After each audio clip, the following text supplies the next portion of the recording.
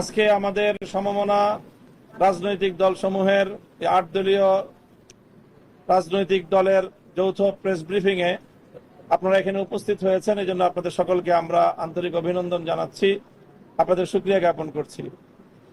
আপনারা জানেন যে চলমান রাজনৈতিক পরিস্থিতি নিয়ে বাংলাদেশের দেশপ্রেমিক বিভিন্ন রাজনৈতিক দলের যৌথ পথ চলা শুরু বেশ অনেক দিন ধরে।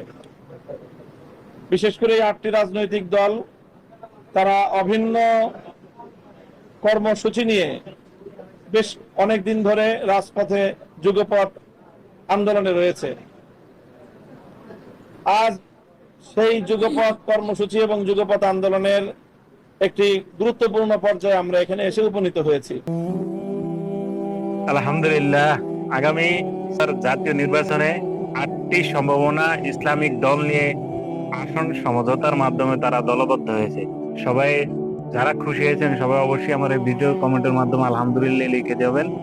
আর আগামী জাতীয় নির্বাচন হোক ইসলামের পক্ষে, আমরা সেটাই চাই। যে যে দলকে ভালোবাসেন, কিন্তু নির্বাচন আসার আগে অন্তত পক্ষে এই চিন্তাটা একটু করবেন, আপনার মূল্যবান ভোটটা কোথায় দিচ্ছেন। ভোট দ্বারা কি মূল্যবান মানুষকে নির্বাচিত করতেছেন কিনা। সামান্য ৫০০, ১০০০, ২০০০ টাকার কাছে বিক্রি হবেন না। আপনার এই মূল্যবান ভোটের কারণে কাল কিয়ামতের ময়দানে হয়তো আপনার নাজাতের ব্যবস্থা হয়ে যেতে পারে।